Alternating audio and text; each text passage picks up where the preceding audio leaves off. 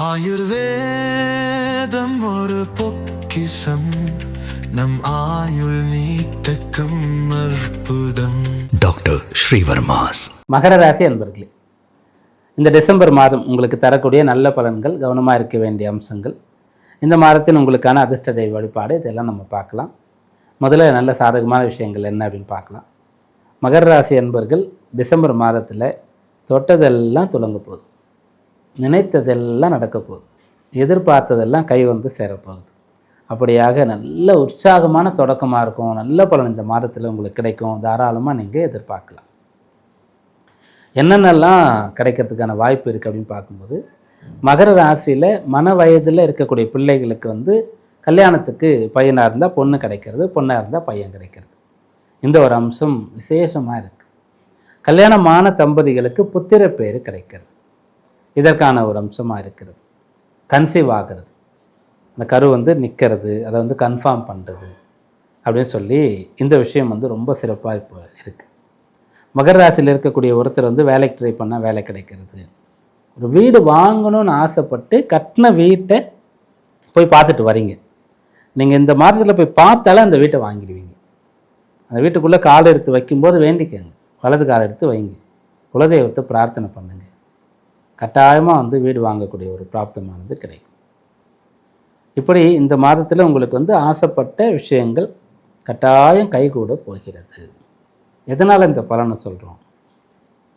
ராசியாதிபதி ராசிக்கு 3ஆம் இடத்துல இருக்கார். இப்படி இருக்கும்போது நீங்கள் எல்லாத்தையும் பிளான் பண்ணி செஞ்சிடணும், தள்ளி போடக்கூடாது. ஒரு வருஷம் போட்டோம், 2 வருஷம் போட்டோம் கல்யாணத்துக்கு அப்படின்னு தள்ளி போடக்கூடாது. வீடு வாங்கிறதுக்கான சக்தி உங்களுக்கு இருக்குது, அப்புறம் பார்க்கலாம், விலை ஏதாவது குறையுதா, ரியல் எஸ்டேட்லாம் மார்க்கெட்லாம் எப்படி போகுது அப்படின்ற மாதிரிலாம் நீங்கள் பார்த்துட்டு இருக்கக்கூடாது. வீடு வாங்கிடலாம், வீடு வாங்கிறதுக்கான முயற்சியை ஆரம்பிச்சிடலாம். கல்யாணமான தம்பதிகள் இந்த குழந்தை பிறப்பை வந்து தள்ளி போடக்கூடாது. கொஞ்ச நாள் போட்டோம், கொஞ்சம் வருஷம் ஆகட்டும், இப்போ நாங்கள் பிளான் பண்ணுறதா இல்லை அப்படின்னு பண்ணக்கூடாது. அதனால் காற்றுள்ள போதே தூற்றிக்கொள்ளுங்க, அதை வந்து இப்போ நீங்கள் செய்யணும். ராசி அதிபதி ராசிக்கு 3இல் இருக்கார். முயற்சி செய்யக்கூடிய விஷயங்கள் அனைத்தும் உங்களுக்கு கிடைக்கும்.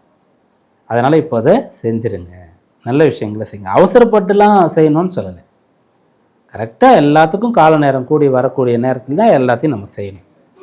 எதுக்கு என்ன காலமோ அதற்கு அந்த காலத்தை பார்த்து செய்யணும். அதனால் தாராளமாக நீங்கள் நல்ல விஷயங்களை தொடங்கலாம், அது உங்களுக்கு பலனை ஏற்படுத்தும். இப்போ ஆண்டுகோளாக சனி இருக்கார், 3இல் இருக்கார். அப்போ இதை வச்சு மட்டும் நம்ம பலனை கணிக்கலை. ராசியாதிபதி இந்த பலனை பெறுவதற்கு சாதகமாக இருக்கார் அப்படின்றத நம்ம பார்த்தோம்.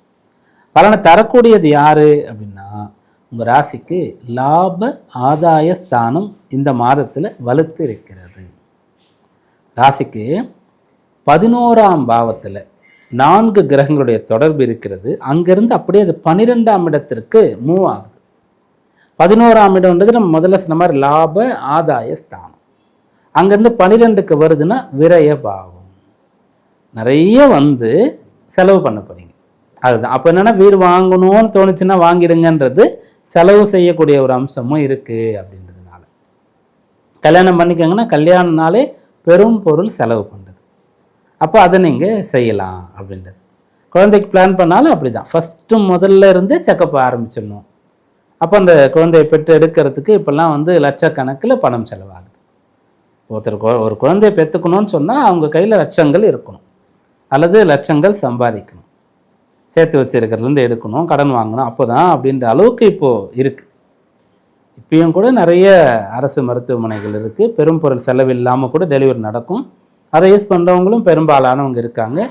அதை தாண்டி நிறைய பேர் வந்து ப்ரைவேட்டில் பார்க்கும்போது இது போல் லட்சக்கணக்கில் செலவுகள் ஏற்படும். அதனால் இது எல்லாமே செலவு சார்ந்ததாக தான் இருக்கும் நம்ம சொன்னதெல்லாம், ஆனால் நல்ல செலவாக இருக்கும். அப்போது நல்ல முயற்சியாக இருக்கும். அது கிடைச்சா நடந்த பிராப்தம். ஒருத்தருக்கு ஒரு வீடு கிடைக்குதுன்னு சொன்னாலே அது வந்து பிராப்தம்தான். பசு பத்னி அப்படின்னு சொல்லக்கூடிய இடத்துல அது இருக்கு இல்லையா, அந்த இடத்துல என்ன ஆகும்னு சொன்னால் இந்த கிரகம் வரும். அப்போது நீங்கள் இந்த வீடு வாங்கிறதுன்றது பிராப்தம்தான். அதனால் அந்த யோகம். பத்னி அப்போது மனைவி கல்யாணம் ஆகிறது அப்படின்றது ஒரு விஷயமா இருக்குது. இதெல்லாம் பிராப்தமாக இருக்குது, செலவு செஞ்சால் நல்லதாக இருக்கிறது அப்படின்றது. லாப ஆதாய ஸ்தானம் வலுத்திருக்கு. அந்த இடத்துலேருந்து விரய பாவத்திற்கு இந்த கிரகங்கள் ஒவ்வொன்றாக வருகிறது. அந்த லாபஸ்தானத்திற்கு குரு பார்வை இருந்து கொண்டிருந்தது, அப்புறம் விரயஸ்தானத்திற்கு குரு பார்வை இருந்து கொண்டு இருக்கிறது. நல்ல வழியில் பொருளீட்டுவாய் அப்படின்னு முதல்ல உங்களுக்கு பலன். அப்புறம் நற்காரியத்திற்காக அதை செலவு செய்வாய் அப்படின்றது உங்களுக்கு பலன். இது இந்த மாதத்தில் பிரதானமாக இருக்கு. அப்புறம் ராசிக்கு 12ஆம் இடத்துல சூரியனும் செவ்வாயும் சேர்ந்திருப்பாங்க. அப்படி சேர்ந்து இருக்கும்போது என்னன்னா, சூரியன் செவ்வாய் 2 பேர் சேர்ந்து இருக்கும்போது, சூரியன்னா அப்பா, செவ்வாய்னா சகோதரர். அப்போ இவங்களுக்காக நீங்கள் உங்களுக்கு தம்பிலாம் இருக்காங்க, தங்கை இருக்காங்க, அக்கா இருக்காங்க அப்படின்னா, இவங்களுக்கு நீங்கள் ஏதாவது செலவு பண்ண வேண்டியது நிலை இருக்கிறதா? அவங்க கல்யாணம் நீங்கள் போய் இருந்து எல்லாம் எடுத்து கட்டி செய்யணும்.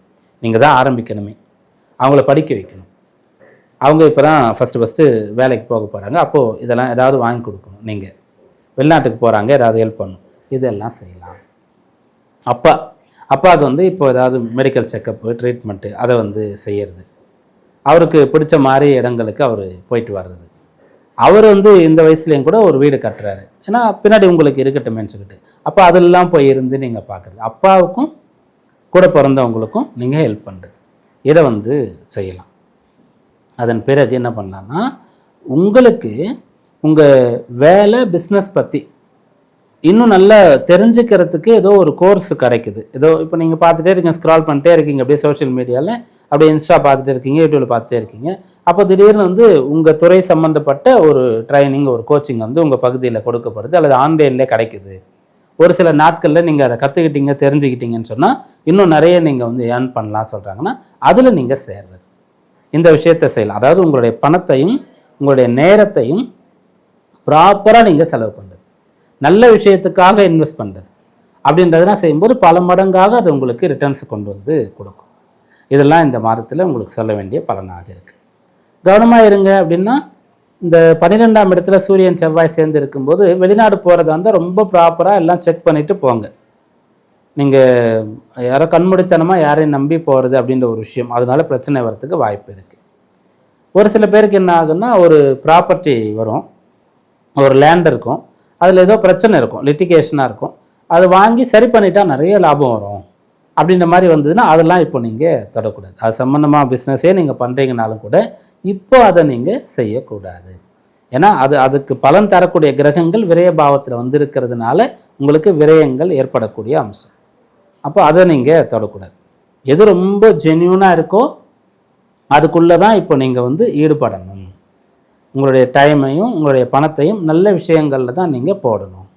இதெல்லாம் நீங்கள் செய்யும்போது இந்த மாதம் உங்களுக்கு முதல்ல சொன்ன மாதிரி நல்ல லாபம், நல்ல ஆதாயம், நினச்சதை நடத்துறது, நீங்கள் எதை ஆசைப்படுறீங்களோ அது கை சேர்றது, தொட்டது துலங்கிறது அப்படின்னு சொல்லக்கூடிய மிகச்சிறந்த பலாபலன்களை ஏற்படுத்தி கொடுக்கும்.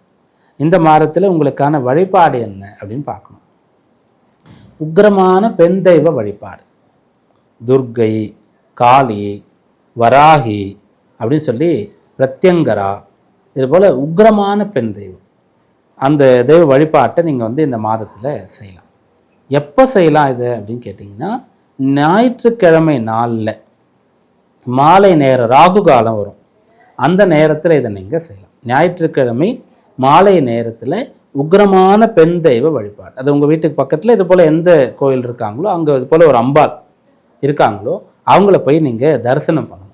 அப்படி தரிசனம் பண்ணும்போது அந்த கோவிலில் என்ன மாதிரியான நைவேத்தியங்கள் இருக்குன்னு பார்க்கணும். பானகம் நைவேத்தியம் பண்ண முடியுமா அப்படின்ற மாதிரி பார்க்கணும். நரசிம்மருக்கெல்லாம் கொடுப்போம் இல்லையா, அது போல் ஒரு விஷயம். எல்லாம் இளநீர் கொண்டு அந்த அம்பாளுக்கு அபிஷேகம் பண்ண முடியுமான்னு பார்க்கலாம். எலுமிச்சம்பழம் கொண்டு மாலை சாற்ற முடியுமா அப்படின்றத பார்க்கலாம். இதில் ஏதாவது ஒன்றை செய்யலாம். அம்பாள் வழிபாடு அற்புதமான பலனை கொடுக்கும்.